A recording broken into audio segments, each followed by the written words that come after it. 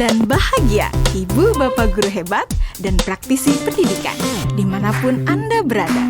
Kali ini, Ibu Bapak akan melihat contoh situasi pembelajaran di sebuah kelas tingkat sekolah dasar yang menerapkan pembelajaran berdiferensiasi. Mari kita saksikan bersama-sama.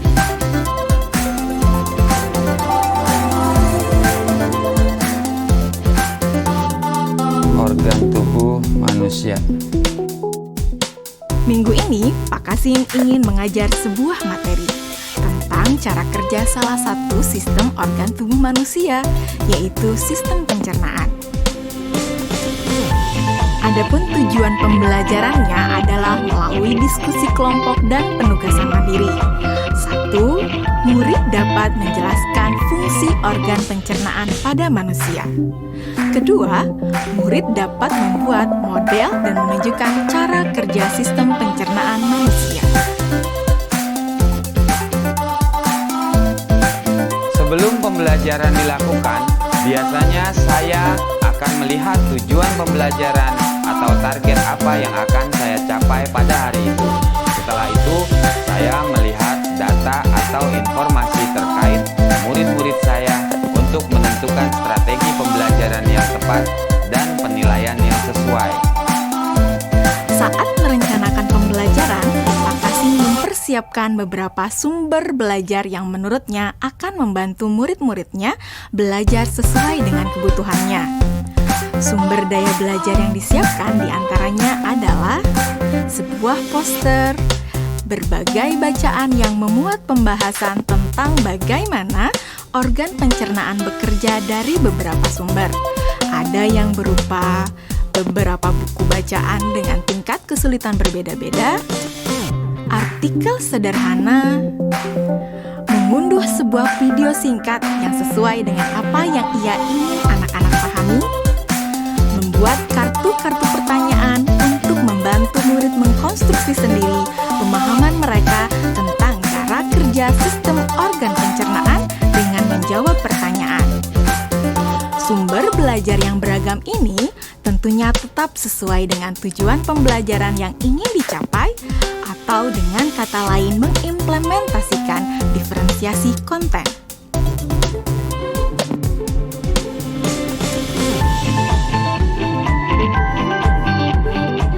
Setelah semua sumber materi yang beragam disiapkan, saya mempersiapkan daftar kegiatan lengkap dengan instruksinya.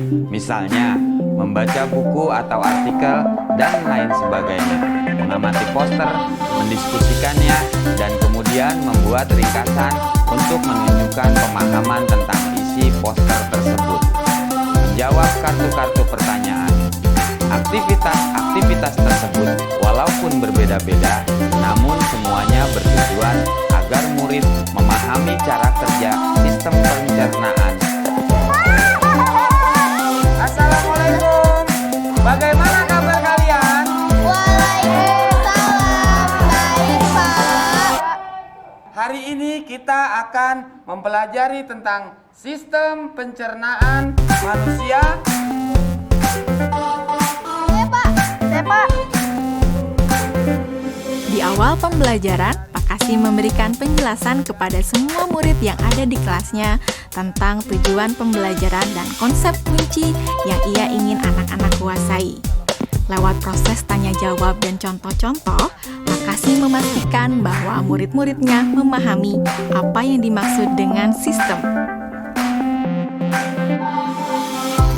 Pak Kasim meminta murid-murid bekerja dalam kelompok. Untuk penugasan kali ini, Pak Kasim telah mengelompokkan murid berdasarkan tingkat kemampuan murid membaca. Hal ini karena tugas pertama yang harus dilakukan oleh setiap kelompok adalah membaca materi bacaan terlebih dulu. Teks yang dibaca tiap kelompok sesuai dengan kemampuan membaca mereka.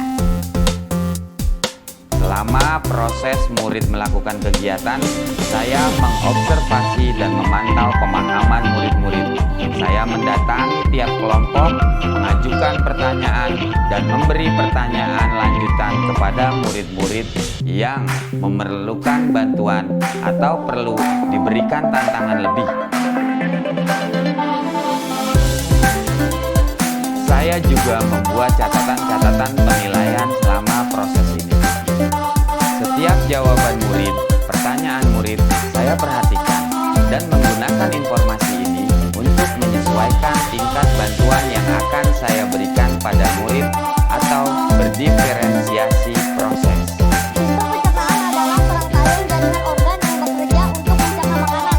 Bagian pencernaan antara lain meliputi mulut, kerongkongan, lambung, usus kecil, usus besar, rektum, anus.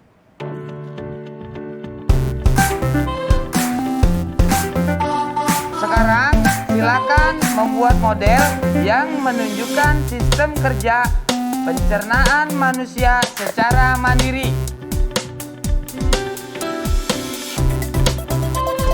Selama proses murid-murid membuat model sistem pencernaan, Pak Kasim berkeliling melihat pekerjaan murid untuk mengetahui sejauh mana pemahaman murid.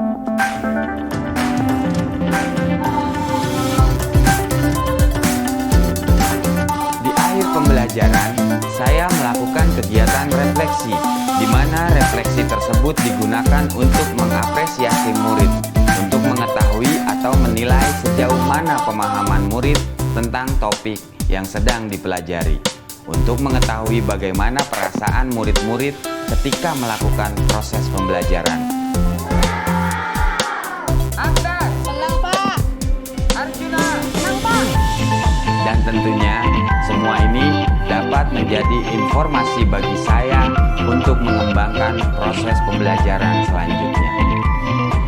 Ibu dan Bapak guru hebat, demikian video singkat salah satu contoh penerapan pembelajaran berdiferensiasi di jenjang sekolah dasar. Tetap semangat, Ibu dan Bapak guru hebat. Salam dan bahagia.